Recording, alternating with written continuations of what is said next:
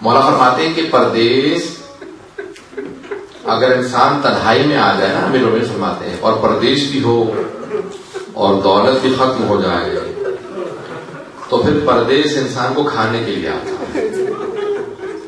میں آگے جا کے پیش کروں گا ابھی، لیکن ضرور سن لیجیے بھی اگر دیکھ سکیں تو. جب جناب مسلم کو انہوں نے ہاتھ پاؤں باندھ کے لے کے گئے نا عبید بن زیاد کے پاس، تو کہا کہ کوئی آخری وصیت ہے، ہم آپ کو مار دیں گے. کہا ایک وصیت ہے. کہا کیا وصیت ہے؟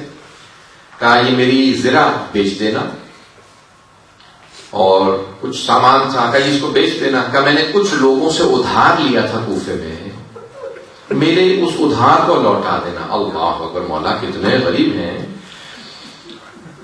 کہ وہاں پہ کہتے ہیں کہ میری زرع بیچنے کے بعد یا انگوٹھی بیچنے کے بعد میرا ادھار اتار دینا. کہا کہ کیوں آپ نے قرضہ لیا تھا؟ کہا قرضہ اس لیے لیا تھا کہ میں جب اکیلا رہ گیا تھا تو کھانے پینے کے لیے بھی کوئی مجھ سے ملتا نہیں تھا.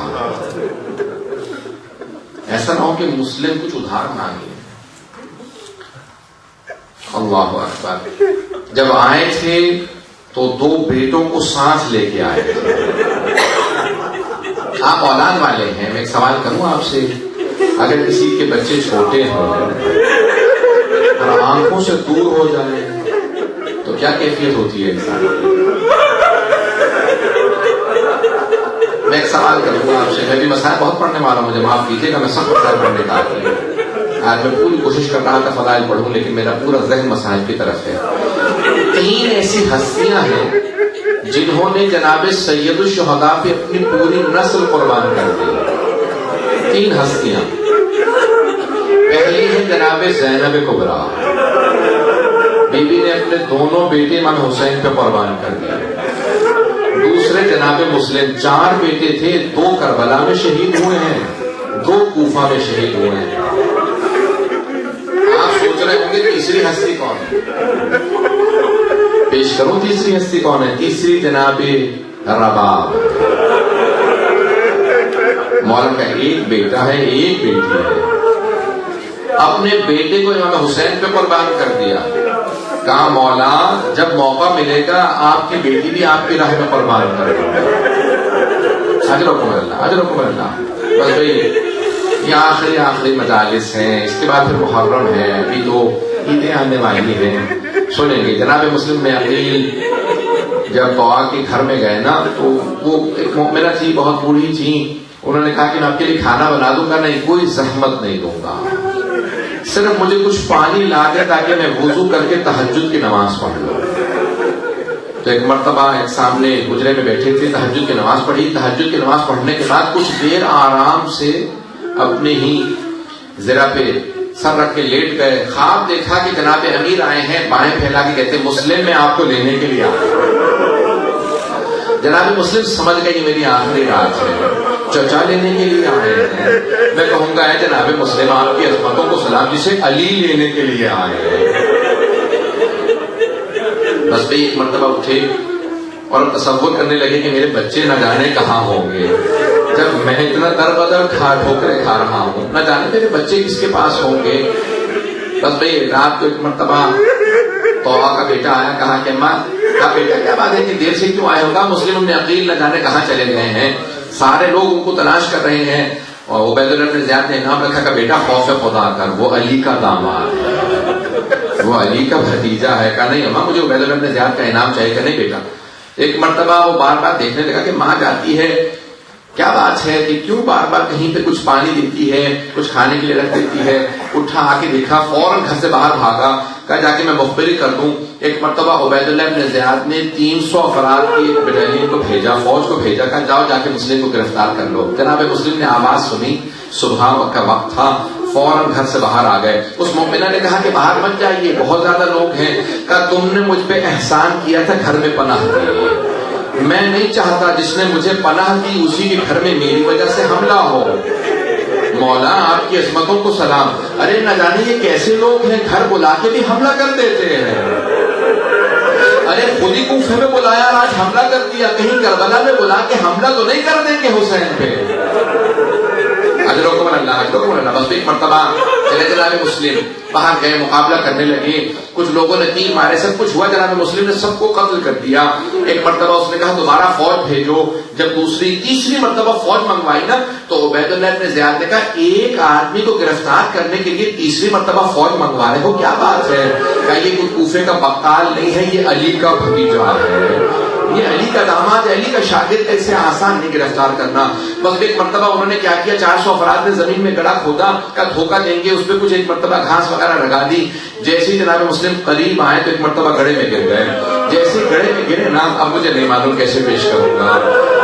تو انہوں نے کہا مسلم ہم آپ کو امان دیتے ہیں, وعدہ کرتے ہیں آپ امان میں ہیں. جناب مسلم نے کہا خدا کی قسم کھاؤ اور پھر کہو امان دیتے ہو. انہوں نے کہا ہاں اللہ کی قسم ہم امان دیتے ہیں. جناب مسلم نے تلوار اپنی دے دی. جیسے ہی تلوار پھینکی نا وہ گلے میں رسیاں ڈالنے لگے, زنجیریں ڈالنے لگے. جیسے گرفتار کرنے کے لیے پورے جسم پہ انہوں نے رسیاں باندھی. جناب مسلم نے جملہ کہا ھذا اول الغدر, یہ پہلا دھوکہ ہے. تو انہوں نے خدا کی قسم کھا کے مجھے دھوکہ دے دیا, یہ پہلا دھوکہ ہے. گرفتار کیا. اب جیسے گرفتار کیا کچھ لوگ ایک مرتبہ تلوار سے وار کرنے لگے. جناب مسلم کے لب کٹ گئے, ہونٹوں سے خون بہنے لگا.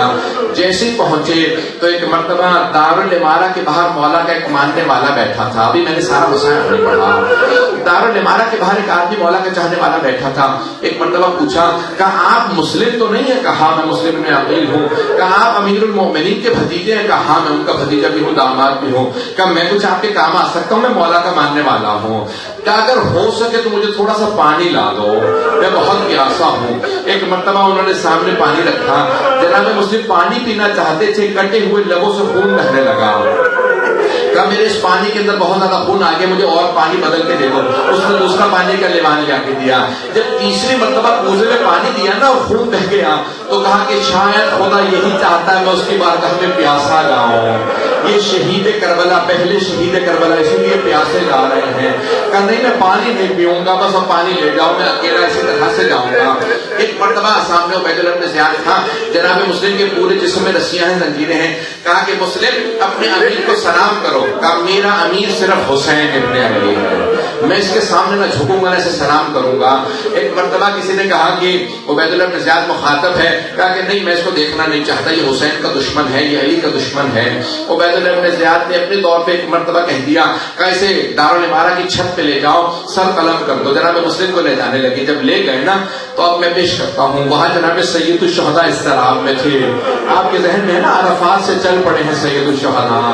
جناب عباس نے چہرہ دیکھا جناب سید الشہداء کا, آقا کیا بات ہے, مولا کیا بات ہے, اتنے اضطراب میں ہے, اگر دیکھ سکے میری طرف دیکھیے گا. سید الشہداء نے اپنی 2 انگلیاں بلند کی. کہا عباس ذرا میری 2 انگلیوں کے درمیان میں دیکھو. جب دیکھا نا کہا مولا کوئی بڑا ہی مظلوم آدمی ہے, ہاتھ پشت پہ بندھے ہوئے ہیں, گھٹنے دونوں زمین پہ ہیں, گردن سامنے ہے, جلاد تلوار چلانے والا ہے. کہا عباس ذرا غور سے دیکھو. جناب عباس نے غور سے دیکھا. کہا مولا کہ میرا بھائی مسلم ہے.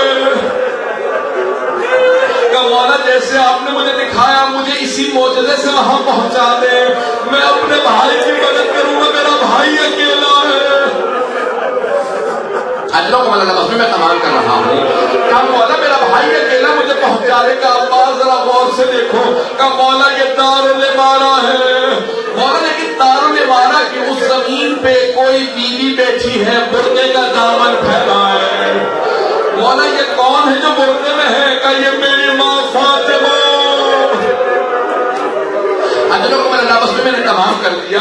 ایک مرتبہ دارالامارہ کی چھت پہ جلاد نے تلوار چلائی, جناب مسلم کا سر قلم کیا, دارالامارہ کی چھت سے سر گرا, لاشیں کو زمین پہ پھینکا گا, کوفے کی گلیوں میں پھرا. بس میں اس سے زیادہ سخت مسائل پڑھنا نہیں چاہتا.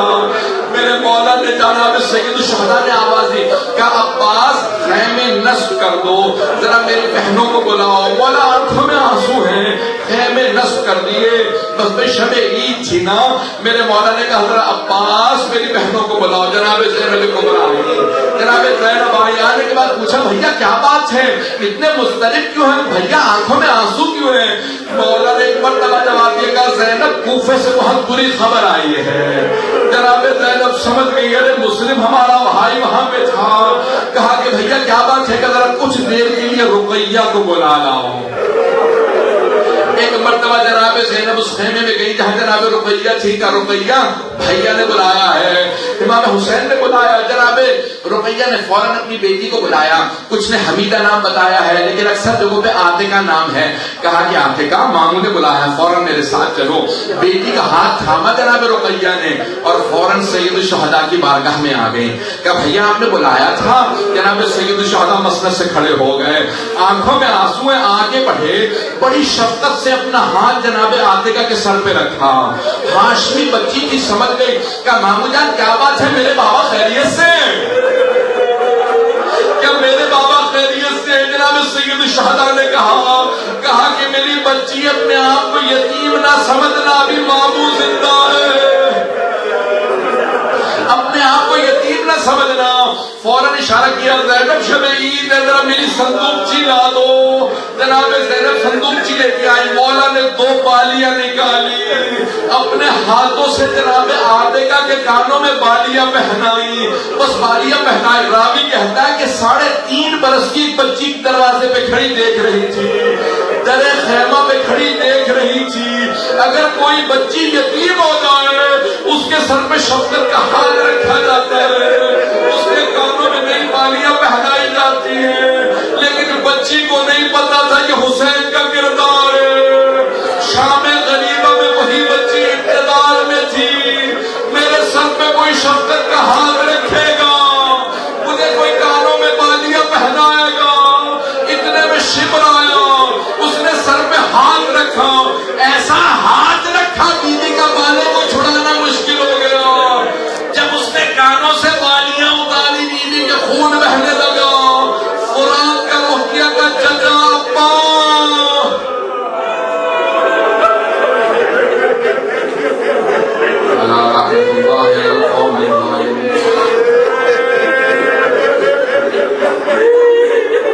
وَسَيَعْلَمُ الَّذِينَ ظَلَمُوا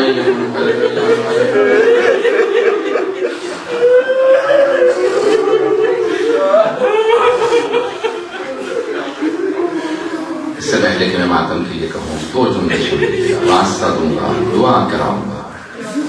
دعائیں مستجاب ہیں. آج کے رات میں دعا رد نہیں ہوتی. یا شب عرفہ ہے یا شب عید ہے, جو بھی ہو دونوں شبوں میں دعا رد نہیں ہوتی. شب جمعہ بھی ہے. ہاتھوں کا بلند کریں گے. میں ایک سوال کروں آپ سے, کبھی آپ نے دیکھا کہ کسی چھوٹے بچے کو کوئی بے دردی سے تماچا مارتا ہو؟ نہ جانے شام غریبہ میں کربلا میں آنے والے کتنے سخت دل تھے. یتیم بچوں کو بھی کبھی تماچا مارا جاتا ہے. پروردگارا واسطہ ان یتیم بچوں کا امام زمانہ کا ظہور دیکھنا نصیب فرما. بس ایک مرتبہ یہ قافلہ چلا. پروردگارا ایک صرف واسطہ اور ہاتھوں کو بلند کر لے. ہاتھ جاتا ہے. دنیا کے حالات بہت سا خراب ہیں. عراق میں, شام میں, بحرین میں, یمن میں, نائجیریا میں, نہ جانے کہاں پاکستان میں, ہر جگہ پہ, افغانستان میں. پروردگارا سب کی حفاظت فرما. آئیں مل کے دعا کریں گے حاجات طلب کرنے کے لیے. پروردگارا میں ایک واسطہ دینے سے پہلے ایک سوال کرنا چاہتا ہوں. بہت سے مریضوں نے التماس سے دعا کی ہے. آپ نے کبھی آج تک دیکھا ہے کہ کسی بیمار سے بستر چھین لیا جاتا ہو؟ پروردگارا شام غریبہ کے اس عابد بیمار کا واسطہ جس کا بستر لوٹ لیا گیا تھا, ہمارے تمام مریضوں کے شفائے کاملہ عنایت, بے اولادوں کو اولاد عنایت فرما, مقروضوں کے قرضے ادا فرما, پریشان حالوں کی پریشانیاں دور فرما. پروردگارا ایک آخری واسطہ دینا چاہتا ہوں. پروردگارا جب قافلہ پہنچا نا, کوفے پہنچا, بیویوں کا, اسیروں کا قافلہ پہنچا, آپ نے دیکھا ہے جب ڈگنیٹریز آتے ہیں, بڑے بڑے باعزت لوگ آتے ہیں, لوگ پھول پھینکتے ہیں, راستے میں قالین بچھاتے ہیں. نہیں, ایسا نہیں ہوا علی کی بیٹیوں میں. راستے میں کانٹے تھے, ہاتھوں میں پتھر تھے, پتھروں سے استقبال ہو رہا تھا. ایک مرتبہ جب پتھر آئے نا تو پتھروں میں سے بیویاں گزر رہی تھی. اچانک آواز آئی, السلام علیکہ یا ابا عبداللہ. جناب زینب سے رہا نہیں گیا. پوچھا, بیٹا سجاد یہ کون ہے جس نے اس غربت میں میرے بھائی کو سلام کیا؟ کہا پھوپھی اماں ذرا کوفے کے دروازے پہ دیکھیں, سر لٹکا ہوا ہے. سر کو دیکھا ساری بیویاں گزر گئیں، ایک بیوی رک گئی، نام رقیہ بتایا جاتا ہے۔ جناب رقیہ نے پوچھا مسلم جو آپ پہ گزری وہ مجھے سمجھ میں آ گیا، جو مجھ پہ بھی تھی وہ آپ کو پتا ہے، مسلم بس مجھے اتنا بتا دیں میرے تو یتیم بچے کہاں ہیں۔ پروردگارہ واسطہ جناب مسلم کی ان بچوں کا، پروردگارہ جتنے مومنین بے اولاد ہے سب کو اولاد عنایت فرما، اولاد والوں کی اولاد کو نیک و صالح بنا، پروردگارہ ہم سب کی عاقبت بخیر فرما، پروردگارہ زندگی میں ہمیں بار بار کربلا کی، عراق کی، شام کی اور مدینہ کی، پروردگارہ مکے کی ساری زیارات، ایران کی زیارات نصیب فرما، پروردگارہ آخرت میں جناب مسلم کی شفاعت نصیب فرما، پروردگارہ آج کوفے میں بہت زیادہ اہتمام کیا جا رہا ہے، بہت زیادہ مجالس ہیں، اے کاش آج جتنے جناب مسلم کے ماننے والے ہیں اس دن بھی ہوتے، جناب مسلم در بدر کی ٹھوکریں نہ کھاتے۔ پروردگارہ تمام عزاداروں کی حفاظت فرما، جہاں جہاں عزاداری ہو رہی ہے سب کی حفاظت فرما، آنے والے محرم کے دنوں میں تمام عزاداروں کی حفاظت فرما، ہمارے ماتمی دستوں کی، جلوسوں کی حفاظت فرما، نوخانوں کی، ذکر کرنے والوں کی، مسائل پڑھنے والوں کی حفاظت فرما۔ پروردگارہ پوری دنیا میں جہاں جہاں ذکر اہل بیت ہو رہا ہے کسی پابندی کو بھی لگنے نہ دے، پروردگارہ تمام پابندیاں دور فرما۔ پروردگارہ آج اس شب کے صدقے میں ہمارے گنہگار آنکھوں کو امام زمانہ کی زیارت نصیب فرما۔